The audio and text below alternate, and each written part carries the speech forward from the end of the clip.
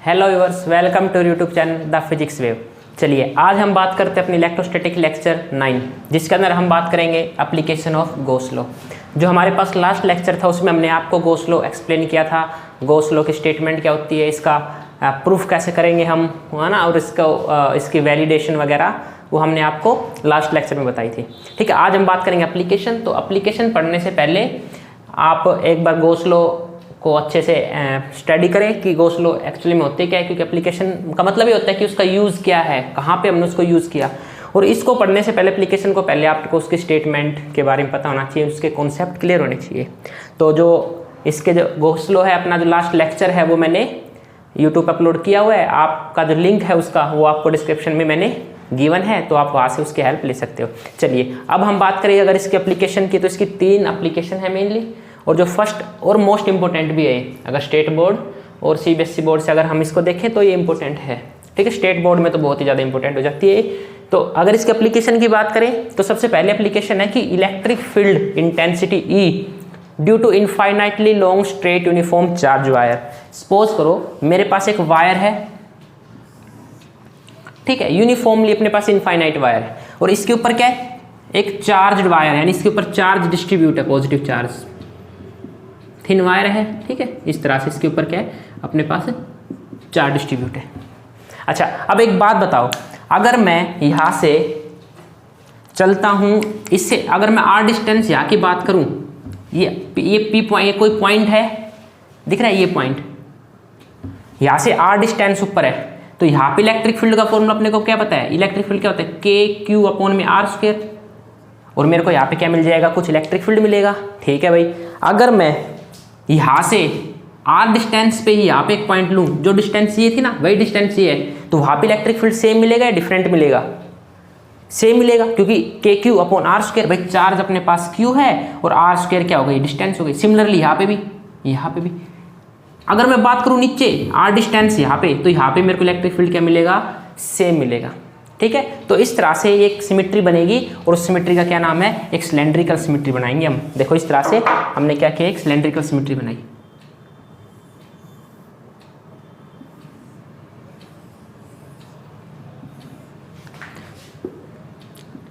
ठीक है, और लेंथ माना मैंने इसकी कितनी है, L है, और ये जो रेडियस है, ये पॉइंट जो आप बोल रहे हो इसकी रेडियस बन जाएगी, ये क्या होगी मेरे पास R हो गया। ठीक है, और ये मेरे पास क्या, इनफाइनाइटली एक वायर है। यहाँ तक कॉन्सेप्ट क्लियर हुआ। अब मेरे को क्या निकालना है, इलेक्ट्रिक फील्ड निकालना है किसी भी पॉइंट पे इसकी वजह से। ठीक है भाई, चलो इसके लिए हमने क्या किया, सबसे पहले हम ये लिखेंगे स्टेटमेंट कि let us consider a charge plus Q is distributed over a uniformly wire. एक वायर के ऊपर है, चार्ज के अपने पास डिस्ट्रीब्यूट है। उसके बाद ये अपने पास एक सिलेंड्रिकल सिमेट्री बनी है, सिलेंड्रिकल सिमेट्री बनी है, तो हम इसमें गॉस लॉ लगानी पड़ेगी ना। अच्छा, गॉस लॉ लगाने से पहले हम इसमें क्या करेंगे, इसकी लेंथ मान हमने L है, R रेडियस। अब गॉस लॉ लगाने के लिए हम क्या यूज़ करते हैं, हमने क्या लिया, एक छोटा सा ds लिया, सरफेस है ना, हम छोटा सा ds लेते हैं। ठीक है भाई। अच्छा, अब आप मेरे को एक बात बताओ, यहाँ से इसके ऊपर इलेक्ट्रिक फील्ड है, उसकी डायरेक्शन क्या होगी, इलेक्ट्रिक फील्ड कहाँ जाएगी, इलेक्ट्रिक फील्ड ऑलवेज पॉजिटिव से आउटवर्ड होती है। बात समझ में आई। अरे भाई मान लो अपने पास, एक मिनट वेट, मेरे पास ये स्फेयर है, ये मैंने सिलेंडर माना, ठीक है, ये अपने पास सिलेंडर है, इस तरह से रखा हुआ है, हम बीच से वायर जा रही है, तो इस पॉइंट पे मेरे को इलेक्ट्रिक फील्ड निकालना है, तो मैंने यहाँ से क्या लिया, एक ds सरफेस माना, और अंदर से वायर, अगर करंट ऐसे जा रहा है, ऐसे चार्ज डिस्ट्रीब्यूट है, तो इलेक्ट्रिक फील्ड कहाँ मिलेगी, आउटवर्ड, है ना। पॉजिटिव चार्ज से क्या मिलती है, हमेशा आउटवर्ड डायरेक्शन होती है। ठीक है भाई, ये मेरे पास क्या हो गई, रेड कलर की इलेक्ट्रिक फील्ड हो गई। मान लो मैंने ये माना इलेक्ट्रिक फील्ड, ये इलेक्ट्रिक फील्ड है। ठीक है, अगर मैं यहाँ की बात करूँ एरिया वेक्टर की, तो एरिया वेक्टर की डायरेक्शन भी क्या होगी भाई, एरिया वेक्टर क्या होता है, वो भी ऑलवेज क्या होता है, नॉर्मल टू द सरफेस होता है। तो अपने पास एरिया वेक्टर जिसको हम क्या रिप्रेजेंट करते हैं, एन कैप, वो भी क्या जा रहा है, ऊपर जा रहा है। बात समझ में आई। ठीक है, अगर मैं बात करूं इनके दो फेसेस की, ये तो इनका एरिया वेक्टर कहाँ जाएगा, कौन बताएगा? Area vector. अब भाई अगर अपने पास ये है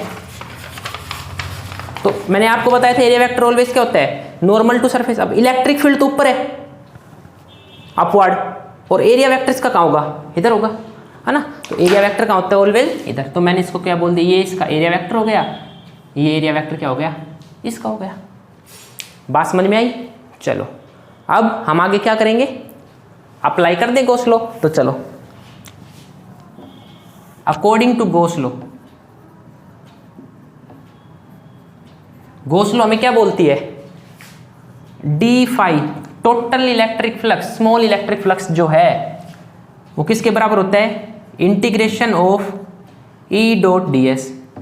ये हम आपको बता चुके हैं कि स्मॉल फ्लक्स, क्योंकि स्मॉल एरिया है तो यहां से स्मॉल एरिया से स्मॉल फ्लक्स पास होगा, कौन सा flux, electric flux. E dot D s ये किसके बराबर होता है, क्यू बाय एप्सिलॉन नॉट। भाई बात समझ में आया, ये मेरे पास गॉस लॉ है। चलो फिर अब आगे करें। अच्छा जी, अब क्या हुआ अपने पास, चलो अगर मैं सरफेस इसकी बात करूं, वन सरफेस की, वैसे मैंने बताया था लास्ट वीडियो में, हमने इसको एक्सप्लेन भी किया है। अगर मैं इस सरफेस की बात करूं तो यहां से कितना फ्लक्स पास होगा, देखो इलेक्ट्रिक फील्ड कहां जा रही है, अपवर्ड डायरेक्शन है, ऊपर है ना, और इसका इधर जा रहा है एरिया वेक्टर। एंगल कितना है दोनों के बीच में, 90। तो कोस 90 कितना होगा, अगर मैं इसको ओपन करूंगा, E d s cos theta is equal to Q by epsilon naught. Theta कितना हुआ, 90, कोस 90 क्या होता है, 0। तो इसके लिए भी फ्लक्स कितना हो गया, 0, इसके लिए भी कितना हो गया, 0। अब अगर मैं इस सरफेस की बात करूं तो इलेक्ट्रिक फील्ड कहाँ जा रही है, ऊपर, एरिया वेक्टर भी कहाँ है, ऊपर, दोनों के बीच में एंगल कितना हुआ, 0 डिग्री बीच में एंगल हुआ, तो कोस 0 कितना होता है अपने पास, 1 होता है। यानी कि इलेक्ट्रिक फील्ड पैरेलल है किसके, एरिया वेक्टर के, ठीक है। तो इसको मैं क्या कर दूं, ये अपने पास क्या हो गया, तो अपने पास कोस थीटा कितना हो गया, 0, और वो कितना हो गया, 1। बात समझ में आया? तो इसको मैं क्या लिख दूं, integration of E d S is equal to Q by epsilon naught. बात समझ में आया? चलो इलेक्ट्रिक फील्ड कहाँ गया, बाहर आया, अंदर क्या बचा, इंटीग्रेशन ऑफ डी एस। अगर आपको समझ नहीं आ रहा तो लास्ट वीडियो जरूर देख लेना, यहाँ पे इंटीग्रेशन है, इसको क्लोज लूप बोलते हैं, हमने क्लोज लूप क्यों लगाई, ये सारी हमने लास्ट वीडियो में आपको एक्सप्लेन किया है। यहाँ तक समझ आया? इसके बाद हम क्या करेंगे भाई, अच्छा ds क्या होगा, इसको क्या लिखे अब हम, e मल्टीप्लाई बाई ds का इंटीग्रेशन क्या हो गया, s, है ना। Integration of ds, small area का अगर मैं इंटीग्रेशन करूंगा तो क्या आ जाएगा मेरे पास, एरिया, ठीक है। इसको मैं इंटीग्रेशन करूंगा तो मेरे पास सारा एरिया आ जाएगा। और ये क्या है, ये अपने पास क्या है भाई, ये सिलेंडर है। तो सिलेंडर का ऐसा हमें पता है, सरफेस एरिया ऑफ सिलेंडर नहीं पता क्या होता है, 2 पाई आर एच। तो कितना हो गया, E into 2 pi r, r radius, h क्या है यहाँ पे, L लेंथ, है ना, और is equal to Q by epsilon naught. तो यहाँ से इलेक्ट्रिक फील्ड का फॉर्मूला अपने पास क्या आया, Q अपॉन में 2 pi epsilon naught R L। मेरे पास क्या आ गया, ये इलेक्ट्रिक फील्ड का फॉर्मूला आ गया, ये मेरे पास इलेक्ट्रिक फील्ड आया। अच्छा क्या मेरे यहाँ पे चार्ज है, वो देखो ये चार्ज क्या यूनिफॉर्मली डिस्ट्रीब्यूट है अलोंग ए लाइन। तो यहाँ पे क्या आएगा, लैम्डा। लैम्डा क्या होता है, लीनियर चार्ज डेंसिटी।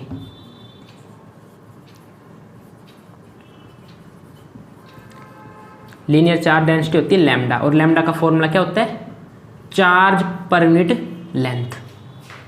तो यहां से Q क्या हो गया, Q is equal to lambda L। तो इसकी जगह मैं क्या लिख दूं, electric field is equal to lambda L upon में 2 pi epsilon naught R L, है ना। L से L कैंसिल हो गया, मेरे पास इलेक्ट्रिक फील्ड कितना आया, अपने पास इलेक्ट्रिक फील्ड आया लैम्डा अपॉन में 2 पाई एप्सिलॉन नॉट R। ये मेरे पास क्या आ गया, फाइनल आंसर आया। यानी मेरे इलेक्ट्रिक फील्ड कितना आया, लैम्डा अपॉन में 2 पाई एप्सिलॉन नॉट। लैम्डा है एक कांस्टेंट वैल्यू होती है, 2 पाई भी कांस्टेंट है, एप्सिलॉन नॉट भी constant, electrical permittivity for free space, but r क्या है, वेरी करेगा। यानी कि हमें क्या कंक्लूड निकला कि जो इलेक्ट्रिक फील्ड है ये बताना है आपको इनवर्सली प्रोपोर्शनल है आर के सिलेंडर के अंदर। ठीक है। अगर लीनियर चार्ज डिस्ट्रीब्यूशन है, अगर लाइन के अक्रॉस अपने पास चार्ज है, तो जितना आप ऊपर जाओगे, जितनी डिस्टेंस बढ़ेगी, उतना इलेक्ट्रिक फील्ड क्या होता जाएगा, कम होता जाएगा। ये बात समझ आई आपको। मान लो अगर मैंने एक 0.1 रखा, यहाँ पे 0.2, यहाँ पे 0.3, तो आपको बोलेंगे मतलब इलेक्ट्रिक फील्ड कहाँ ज़्यादा मिलेगी, तो आप क्या कहोगे, सर एट 0.1 इलेक्ट्रिक फील्ड ज़्यादा मिलेगी। क्यों? क्योंकि आर कम है तो इलेक्ट्रिक फील्ड ज़्यादा है। इन्वर्सली का मतलब पता है, ये कम तो ये ज़्यादा, ये ज़्यादा तो ये कम। इससे उसके बाद सबसे कम किस पे मिलेगी, 3 पे। बात समझ में आया। अगर इसके बाद मैं बात करूँ ग्राफ की, इधर मैंने लिया आर, इधर लिया मैंने इलेक्ट्रिक फील्ड, तो ग्राफ कैसा बनेगा, ग्राफ बनेगा अपने पास इस तरह से। बात समझ में आया। यानी कि आर बढ़ रही है, इलेक्ट्रिक फील्ड क्या होता जा रहा है, कम होता जा रहा है। यही तो मतलब हुआ इसका, इन्वर्सली प्रोपोर्शनल का ग्राफ है ये, कि जितना आप आर बढ़ाओगे इलेक्ट्रिक फील्ड देखो कम होता जाएगा। तो अपने पास क्या हो गया ये, इसकी एप्लीकेशन नंबर 1 है। ठीक है, इसको उतार लो वीडियो को पॉज करके। इसके बाद हम बात करेंगे एप्लीकेशन नंबर 2 की। इसकी जो एप्लीकेशन नंबर 2 है वो क्या अपने पास, electric field intensity due to a uniformly charge spherical shell. हमारे पास एक यूनिफॉर्मली चार्ज स्फेरिकल शेल है। स्फेरिकल शेल का क्या मतलब हुआ, एक होलो स्फेयर मतलब कि जैसे टेनिस बॉल होती है अपनी, है ना, क्रिकेट खेलते हम, टेनिस बॉल होती थी ना, तो उसके अंदर देखो क्या होता था, वो शेल होती है सिर्फ और अंदर से एम्प्टी होती है, खाली होती थी। तो वो है ये अपने पास। ठीक है, एक बॉल है एक तरह से जो अंदर से खाली है, बस एक लेयर है, एक तरह से बैलून लगा लो आप, गोल बैलून, हाँ, कभी हार्ट शेप वाले, ये वो नहीं है ना, स्फेरिकल शेल बोलते हैं उसको। उसकी रेडियस क्या है, आर है। तो हमने क्या करना, इसकी वजह से हमने क्या निकालना है, इलेक्ट्रिक फील्ड निकालना है। एक बार इसके बाहर निकालेंगे, एक बार इसके सरफेस पर, फिर एक बार हम इसके इनसाइड निकालेंगे कि अंदर इलेक्ट्रिक फील्ड कितना होगा, सरफेस पे कितना होगा और बाहर कितना होगा। तो सबसे पहले क्या लिखेंगे यहाँ पे, एक minute, consider a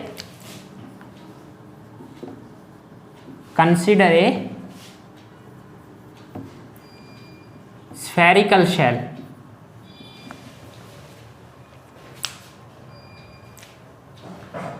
of radius r, capital R है, एंड सेंटर O, इसका सेंटर क्या है, O है। ये बात समझ में आई। इसके बाद खास बात पता क्या है कि late plus Q charge is distributed over the surface, यानी सरफेस के ऊपर डिस्ट्रीब्यूट है वो। मैं ये नहीं कह रहा कि ओ पॉइंट पे चार्ज है, नहीं होगा भी नहीं, हम आपको बाद में बताएंगे। गॉसियन सरफेस नाम का कॉन्सेप्ट आता है यहाँ पे, गॉसियन सरफेस बताएंगे वो क्या होता है। तो इसके ऊपर चार्ज प्लस क्यू है, इस तरह से डिस्ट्रीब्यूट है इसके ऊपर। ठीक है, तो नाउ अब हमें क्या करना है इसके अंदर, केस नंबर 1। केस 1 क्या बोलते हैं कि at point outside the shell,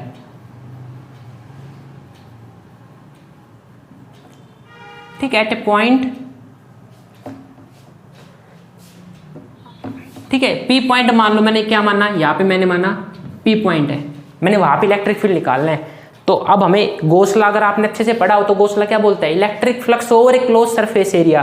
भाई इस पॉइंट पे मेरे को इलेक्ट्रिक फील्ड निकालना है, इलेक्ट्रिक फ्लक्स पास होगा, वो क्लोज सरफेस से होगा। ये क्या क्लोज सरफेस है, ये ओपन सरफेस है, तो हमें इसको क्या करना पड़ेगा, क्लोज।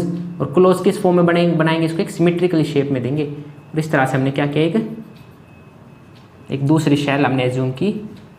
अभी ये क्या हो गया, क्लोज सरफेस हो गया। और मान लो इसकी डिस्टेंस कितनी है, यहाँ से आर डिस्टेंस पे है ये पी पॉइंट। मेरे को पी पॉइंट पे क्या निकालना है, इलेक्ट्रिक फील्ड निकालना है। अच्छा भाई, चार्ज अगर यहाँ पे है तो इलेक्ट्रिक फील्ड की डायरेक्शन क्या होगी, सबसे पहले हम क्या मानते हैं, यहाँ पे मैंने एक डी एस अपने पास क्या लिया, डी एस सरफेस लिया, स्मॉल डी एस। कहाँ जाएगा इसका एरिया वेक्टर, एरिया वेक्टर से पहले अगर मैं इलेक्ट्रिक फील्ड की बात करूँ तो इलेक्ट्रिक फील्ड कहाँ जाएगी, हमेशा पॉजिटिव चार्ज से अपवार्ड होती है, यानी सरफेस के नॉर्मल होगी। और अपने पास एरिया वेक्टर भी कहाँ होगा, इधर ही तो होगा, सरफेस के नॉर्मल परपेंडिकुलर, यानी इनकी डायरेक्शन क्या होगी, अब की बार फिर से सेम हो गई। तो अगर मैं आउटसाइड की बात करूं तो according to Gauss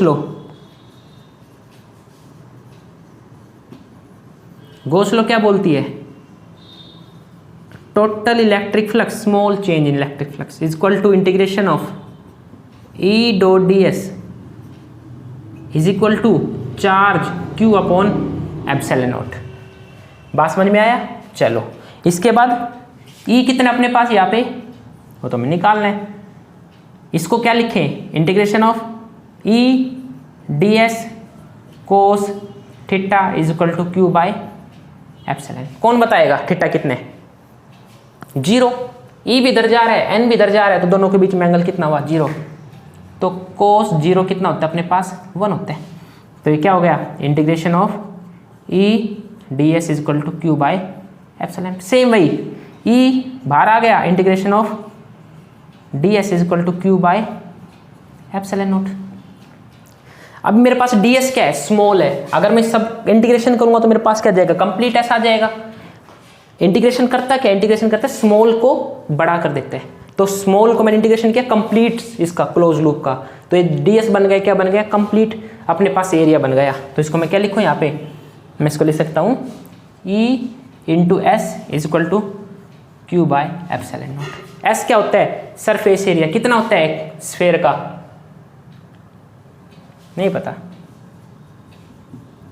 4 pi. Radius कितनी है? R square. स्मॉल आर ली मैंने, कैपिटल आर नहीं, स्मॉल आर, क्योंकि ये मैंने आपकी बार शैल माना है।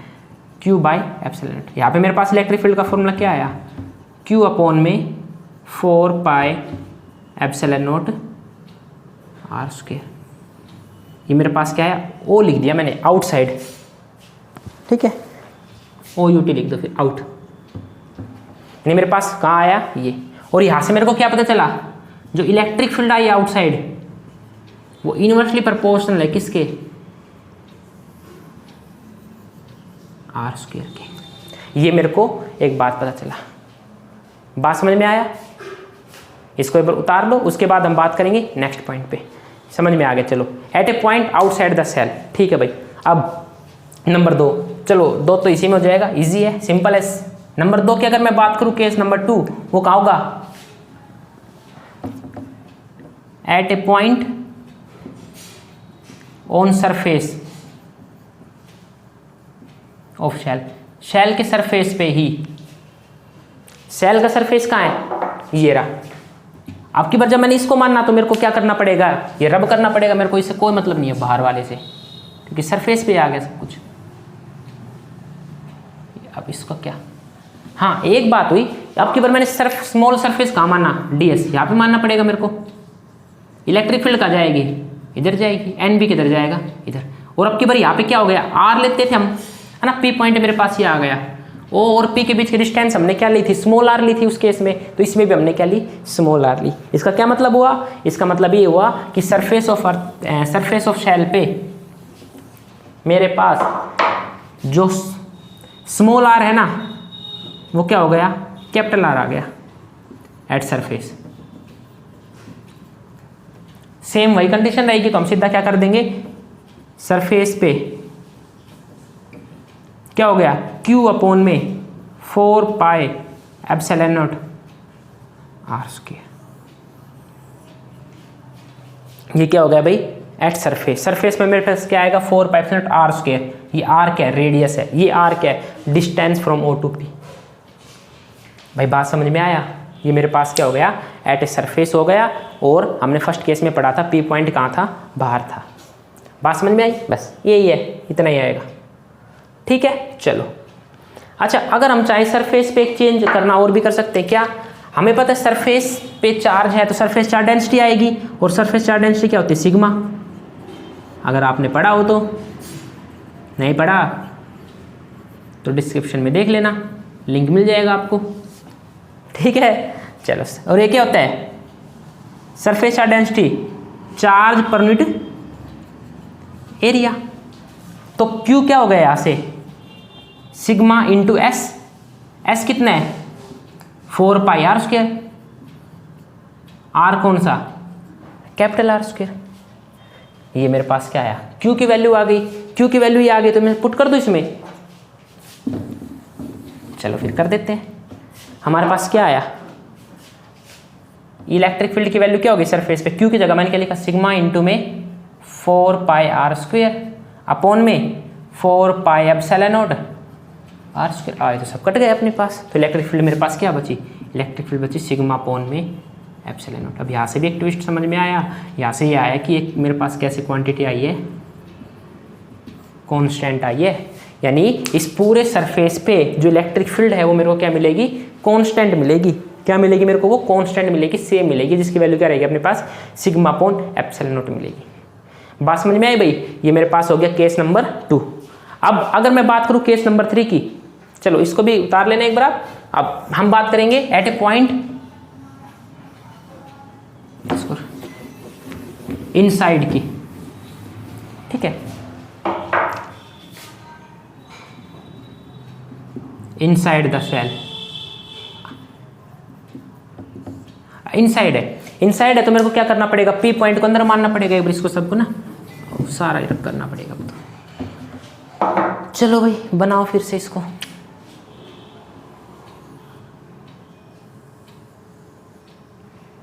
ये ओ, ये मेरे पास क्या हो गया, कैपिटल आर था। अब जो पी पॉइंट है वो कहाँ माननी, इनसाइड मान लेते, चलो इनसाइड मैंने यहाँ पे मान लिया, ये मेरे पास पी पॉइंट हो गया। अब क्या करना पड़ेगा, इसको भी मेरे को क्या करना पड़ेगा, ये अच्छा नहीं बना, थोड़ा आप बनाओगे ना इसको प्रकार से कंपास से तो अच्छा बन जाएगा, ठीक है। पता नहीं कैसी शेप बन गई है, ठीक है। चलो ये अपने पास क्या हो गया, अरे बाबा और भी ज़्यादा बिगड़ गया अब तो। चलो ये देखो, अब हमने क्या करना है, इस पी पॉइंट पे निकालना है।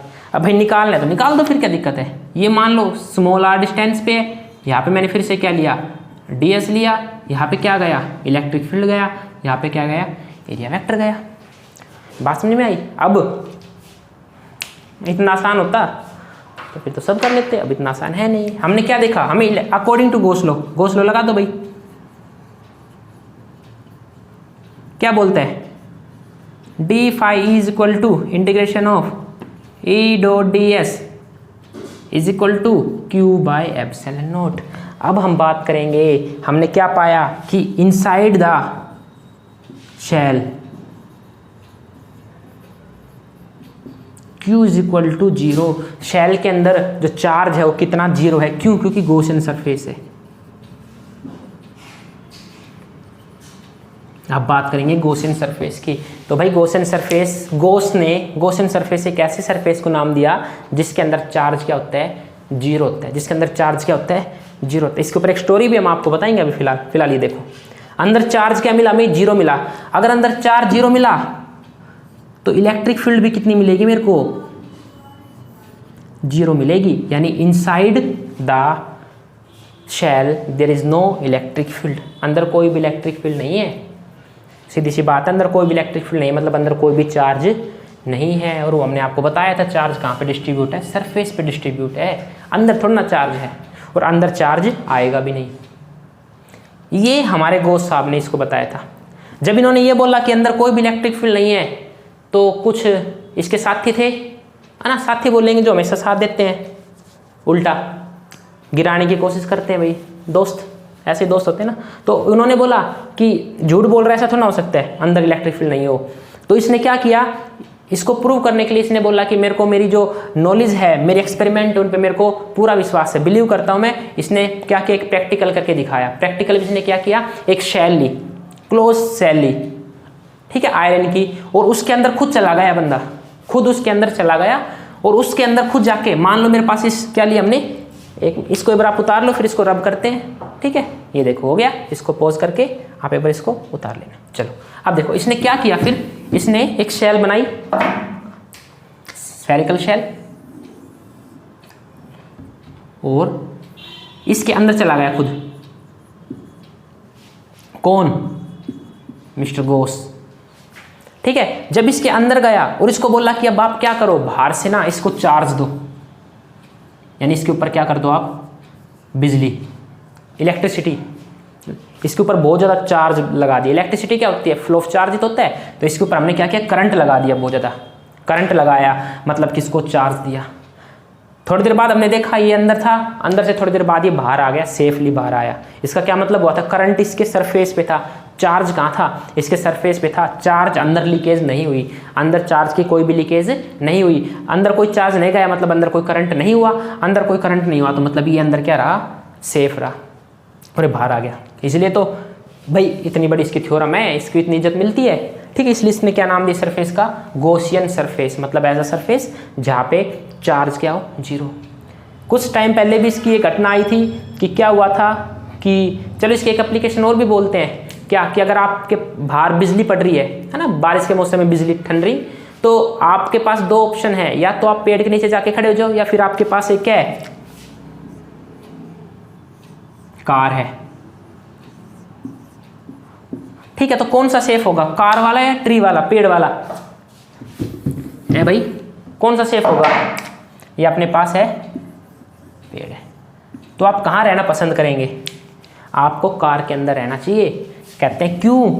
क्योंकि जब बिजली मान लो सपोज करो इसके ऊपर गिरी, बिजली जो गिरना होता है वो एक्चुअली में होता है क्या, चार्ज ही तो है वो। जब चार्ज इसके ऊपर आया तो चार्ज नहीं इसके बाहर रहेगा, इसके अंदर नहीं जाएगा, अंदर तो हम है। अगर हमने इसको पूरा पैक किया है, विंडोज को क्लोज किया है, मतलब हम कोशिश करेंगे अंदर कोई भी चार्ज, रिस्क नहीं, ये बात भी नहीं है कि बिल्कुल 100% श्योर है, बट इससे ठीक है, सेफ है। अंदर चार्ज का लीकेज नहीं होना चाहिए। अगर हम इसको क्लोजली पैक रखेंगे तो अंदर कोई भी चार्ज नहीं जाएगा, अंदर कोई भी चार्ज नहीं गया तो हम क्या रहेंगे, अंदर सेफ रहेंगे।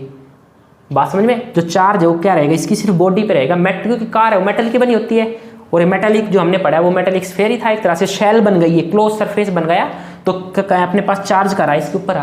और अब हमने देखा भी होगा जो टायर्स होते हैं आज के टाइम वो अलॉय टायर होते हैं, इनके अंदर क्या होता है, जो रबर होता है इसके अंदर मेटल्स मिला होता है, ठीक है, जो इसको थोड़ा कंडक्टिंग बनाता है, यानी कि जो करंट है फिर वो इसकी हेल्प से टायर की हेल्प से कहाँ चला जाएगा, अर्थ में चला जाएगा, इसके ऊपर जितना भी चार्ज था, और हम क्या हो जाएंगे, सेफ हो जाएंगे। तो हमारे पास क्या ये इसकी एप्लीकेशन नंबर 2। थर्ड एप्लीकेशन बचती है, वो हम नेक्स्ट लेक्चर में इसको क्या करेंगे, एक्सप्लेन करेंगे, इससे रिलेटेड कुछ न्यूमेरिकल लेके आएंगे। अगर आपको समझ में आया हो please like share and subscribe the channel. Thank you.